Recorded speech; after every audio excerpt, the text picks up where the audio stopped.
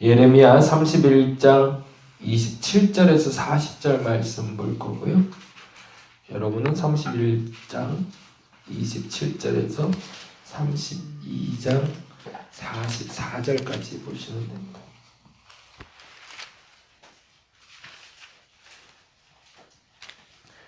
32장은 뜬금없이 아나돗이라는 예레미야의 고향 땅에 땅을 사라는 예언을 해주셔서 땅을 사는 이야기가 나오는데 그 얘기는 나중에 한번 다루기로 하고요.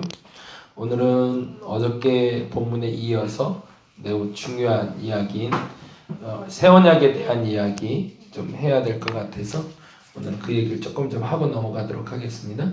27절에서 40절인데요. 31장 27절 어저께 읽었던 본문 뒤에부터 다시 한번 읽도록 합니다. 27절부터 40절까지 천천히 같이 한 목소리를 읽겠습니다. 여호와의 말씀이니라. 보라, 내가 사람의 씨와 짐승의 씨를 이스라엘 집과 유다 집에 뿌릴 날이 이르리니 깨어서 그들을 뿌리 뽑으며 무너뜨리며 전복하며 멸망시키며 괴롭게 하던 것과 같이 내가 깨어서 그들을 세우며 심으리라. 여호와의 말씀이니라. 그때에 그들이 말하기를 다시는 아버지가 신 포도를 먹었으므로 아들들의 이가 시다 하지 아니하겠고 신 포도를 먹는 자마다 그의 이가 신 것 같이 누구나 자기의 죄악으로 말미암아 죽으리라. 여호와의 말씀이니라. 보라, 날이 이르리니 내가 이스라엘 집과 유다 집에 새 언약을 맺으리라. 이 언약은 내가 그들의 조상들의 손을 잡고 애굽 땅에서 인도하여 내던 날에 맺은 것과 같지 아니할 것은 내가 그들의 남편이 되었어도 그들이 내 언약을 깨뜨렸음이라. 여호와의 말씀이니라. 그러나 그날 후에 내가 이스라엘 집과 맺을 언약은 이러하니 곧 내가 나의 법을 그들의 속에 두며 그들의 마음에 기록하여 나는 그들의 하나님이 되고 그들은 내 백성이 될 것이라. 여호와의 말씀이니라. 그들이 다시는 각기 이웃과 형제를 가리켜 이르기를 너는 여호와를 알라 하지 아니하리니 이는 작은 자로부터 큰 자까지 다 나를 알기 때문이라. 내가 그들의 악행을 사하고 다시는 그 죄를 기억하지 아니하리라. 여호와의 말씀이니라. 여호와께서 이와 같이 말씀하셨느니라. 그는 해를 낮에 빛으로 주셨고 달과 별들을 밤에 빛으로 정하셨고 바다를 뒤흔들어 그 파도로 소리치게 하나니 그의 이름은 만군의 여호와니라. 이 법도가 내 앞에서 패할진대 이스라엘 자손도 내 앞에서 꿇어져 영원히 나라가 되지 못하리라. 여호와의 말씀이니라. 여호와께서 이와 같이 말씀하시니라. 위에 있는 하늘을 측량할 수 있으며 밑에 있는 땅의 기초를 탐지할 수 있다면 내가 이스라엘 자손에 행한 모든 일로 말미암아 그들을 다 버리리라. 여호와의 말씀이니라. 보라, 날이 이르리니 이 성은 하나넬 망대로부터 모퉁이에 이르기까지 여호와를 위하여 건축될 것이라. 여호와의 말씀이니라. 측량줄이 곱게 가렙 언덕 밑에 이르고 고아로 돌아 시체와 제의 모든 골짜기와 기드론 시내에 이르는 모든 고지 곧 동쪽 마문의 모퉁이에 이르기까지 여호와의 거룩한 곳이니라. 영원히 다시는 뽑거나 전복하지 못할 것이니라. 아멘. 어제 말씀드린 대로 예레미야가 모처럼 단잠을 잡니다. 단잠을 자는 이유는 그동안은 계속 징계에 대한 메시지, 심판에 대한 메시지, 그리고 그 해답을 찾기는 했지만 그 소망이 어떤 소망인지 피부로 와닿지 않았기 때문에 그렇습니다.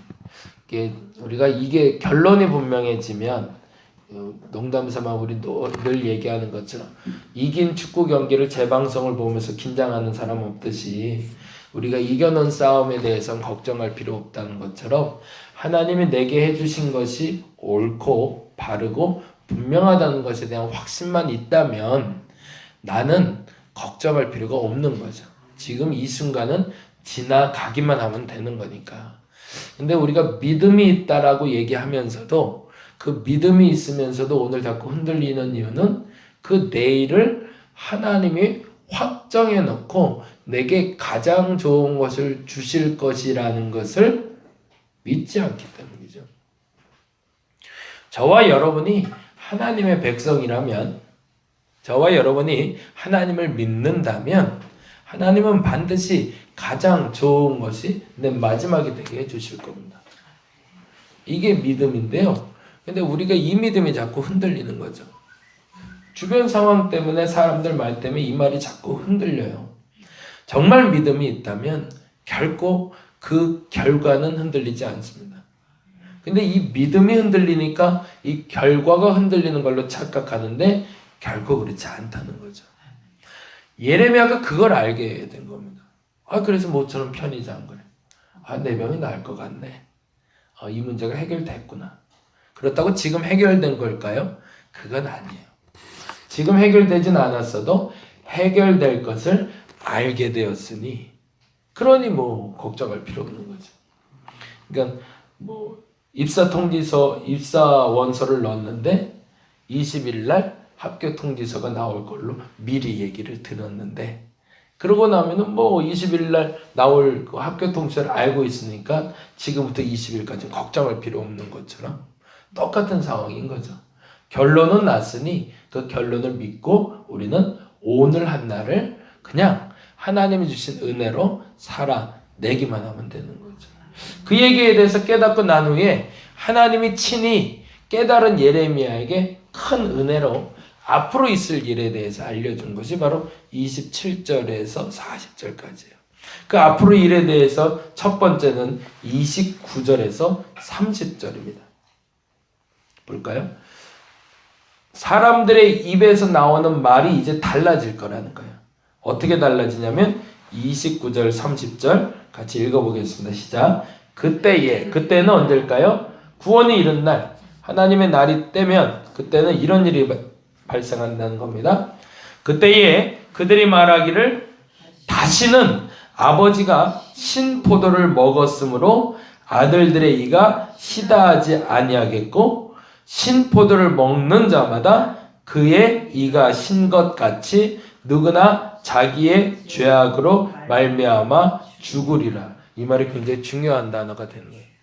과거에는 누구 때문에, 우리 아빠 때문에, 우리 엄마 때문에 라는 핑계를 대며 빠져나가려고 그랬다는 거예요. 왜 이스라엘이 멸망했을까? 그놈의 므낫세 때문에. 그때 지도자들이 잘못해서 라고 얘기해왔는데 그 핑계를 이제 안 되기 시작한다는 거예요. 우리 아버지가 신 것을 먹었기 때문에 내가 신 게 아니다인 거를 알게 되는 때가 된다는 거예요. 그게 새 날의 시작이라는 겁니다. 내가 잘못해서 지금 이렇게 된 거지 누구 때문에 이렇게 된 게 아니라는 거예요. 그래서 보다 정확한 해석은 이렇게 되냐, 어떻게 되는 거냐면 그의 영향 때문에 내가 이렇게 된 것이 아니라 그의 행위를 본받아서 똑같은 짓을 하는 나 때문에 결과가 나타나는 거지. 그의 행위가 잘못된 것이 내게 전이가 돼서 내게 이런 고통이 오는 것이 아니라는 겁니다. 그러니까 은연중에 나도 그와 똑같은 행위를 하고 있기 때문에 내가 뭘 받은 거지? 그의 행위가 잘못됐기 때문에 그 영향 때문에. 우리 어머니가 가난했기 때문에 내가 가난한 게 아니라 내가 가난할 수밖에 없는 상황을 만들어가기 때문에 가난한 거지.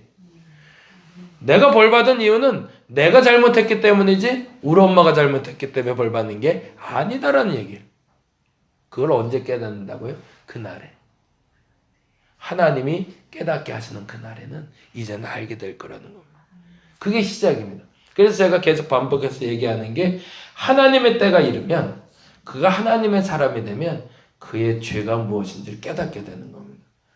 그리고 나서 하는 일은 그 죄에 대한 대가를 어머니나 다른 사람에게 핑계대고 그가 그 대가를 치러야 된다고 얘기하는 게 아니라 국가 위정자들, 이들의 잘못 때문에 나라가 망했고 잘못됐고 이렇게 말하는 게 아니라 나 때문임을 알고 내 죄를 알고 기도하기 시작한다는 거예요. 그러면 여기는 한 가지 더 물어보는 건 그 죄에 대한 대가를 내가 달게 받겠다고 고백하는 것까지 가게 된다는 거죠. 그러고 나서 나타나는 일이 31절, 32절입니다. 볼까요? 31절 읽겠습니다. 시작. 여호와의 말씀이니라. 보라, 날이 이르리. 그날은 뭐예요? 새로운 날이죠. 새 창조가 되는 날입니다. 날이 이르리니 내가 이스라엘 집과 유다의 집에 뭐 하신대요? 새 언약을 맺을 거예요. 옛날 언약을 이제 파기해버리고 새 언약을 맺는 데입니다. 근데 그 새 언약이 뭔지 보겠습니다. 32절에 이런 일 때문에 새 언약을 얻는데 32절 볼까요? 이 언약은 내가 그들의 조상들의 손을 잡고 애굽 땅에서 인도하여 내던 날에 맺은 것. 그건 뭘까요?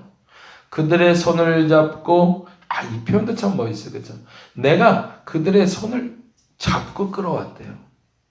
함께 했다는 얘기죠. 함께 데리고 나와서 애굽 땅에서 인도하여 내던 날에 맺은 언약은 뭘까요?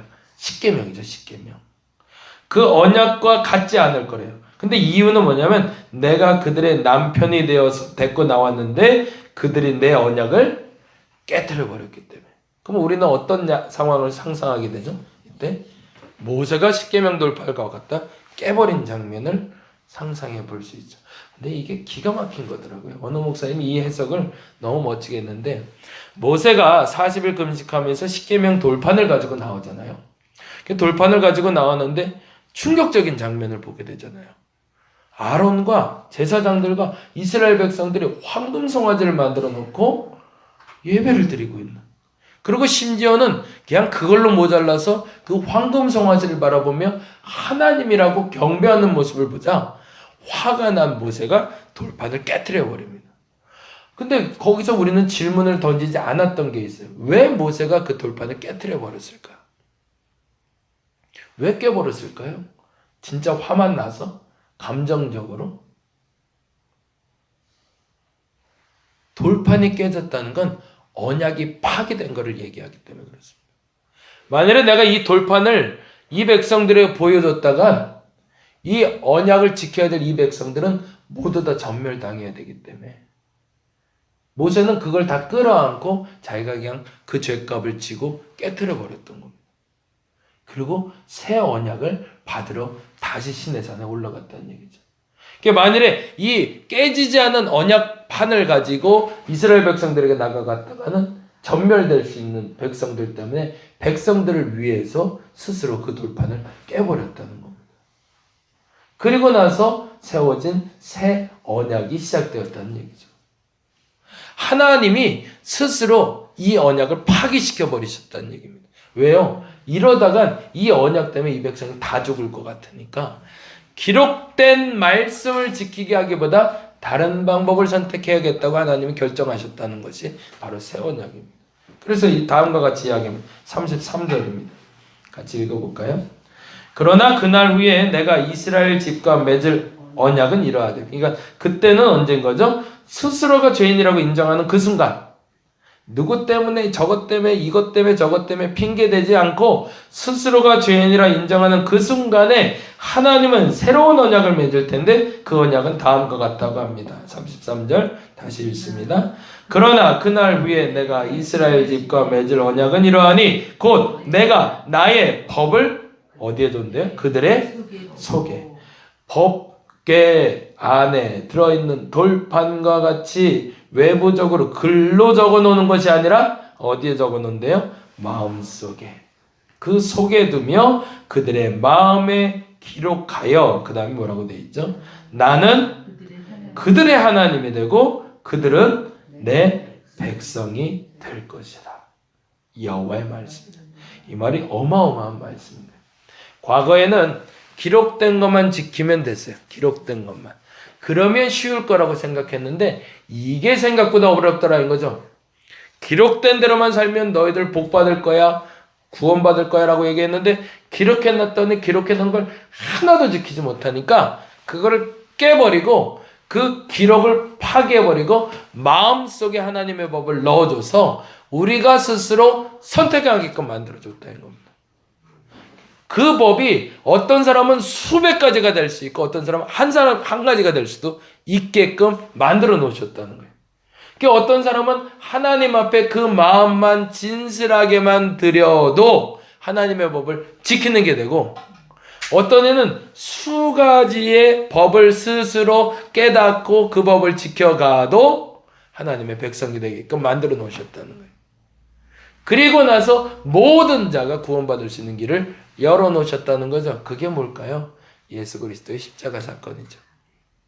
다른 건 다 기억하지 못하도 예수의 십자가 사건만 기억해도 구원받을 수 있다라는, 그 법을 어디에 넣어놓으셨냐면 하나님이 우리의 마음에 세워 놓으셨다는 얘기입니다. 그리고 나서 더 멋진 얘기가 되는데요. 그게 35절하고 37절이에요. 그런데 이 법조차 파기할 수 있는 방법이 있다는 거예요. 너희들이 싫으면 파기할 수 있다. 근데 전제가 뭐냐면 35절입니다. 35절 읽어볼까요? 35절 36절 여호와께서 이와 같이 말씀하시되 그는 해를 낮에 빛으로 주셨고 달과 별을 밤에 빛으로 정하셨고 바다를 뒤흔들어 그 파도를 소리치게 하나니 그의 이름은 만군의 여호와니라. 뭐냐면 창조의 하나님이라는 거예요. 창조의 하나님. 35절은 창조의 하나님. 근데 36절에 이 법도가 내 앞에서 패할진대 이스라엘 자손도 내 앞에서 끊어져 영원한 나라가 되지 못하리라. 이건 무슨 말일까요? 창조의 하나님의 그 창조의 질서가 무너지면 이스라엘 백성 내 안에서 끊어질 거예요. 그러면 이게 끊어질 거라는 얘기일까요? 끊어지지 않는다는 얘기일까요?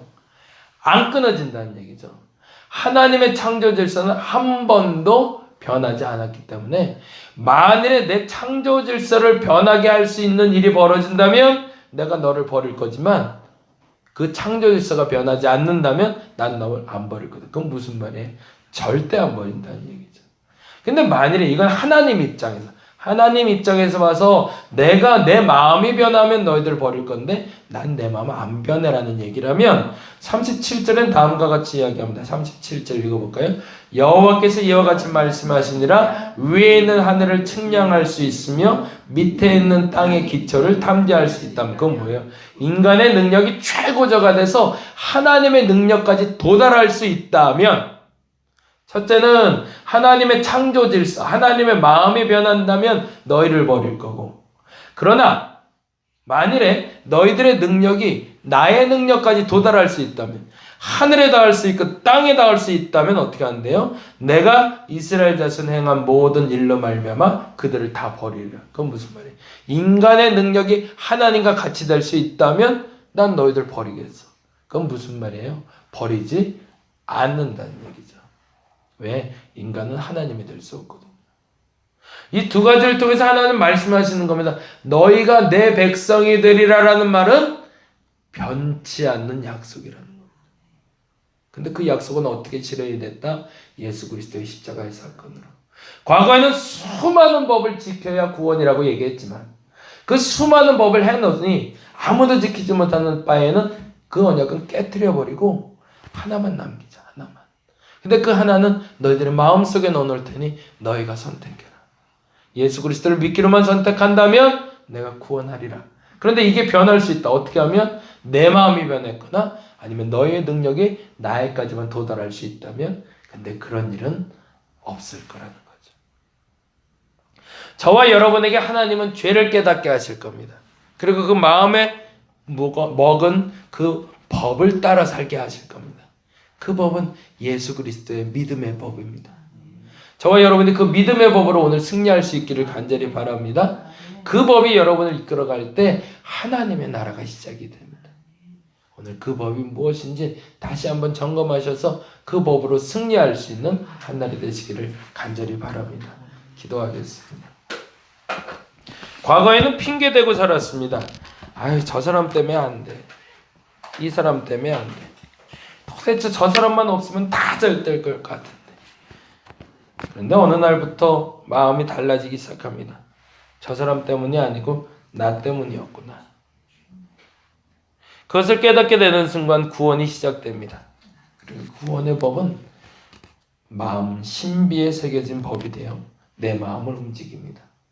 내가 죄를 깨닫는 순간 예수께서 나를 찾아오셔서 용서해 주시고 구원하여 주실 겁니다. 그 법은 변하지 않을 겁니다. 언제까지?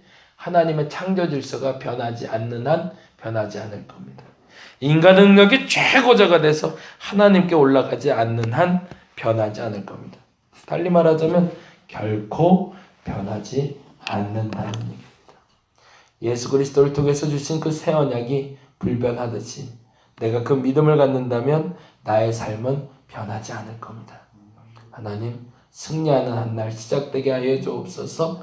믿음이 그렇게 쉽게 변하는 것이 아닙니다. 그 굳건한 믿음을 가지고 오늘 한날에 승리하게 하여 주시옵소서. 감사합니다. 고마우신 예수님 이름으로 기도드렸습니다. 다 같이 기도하고 돌아가도록 하겠습니다.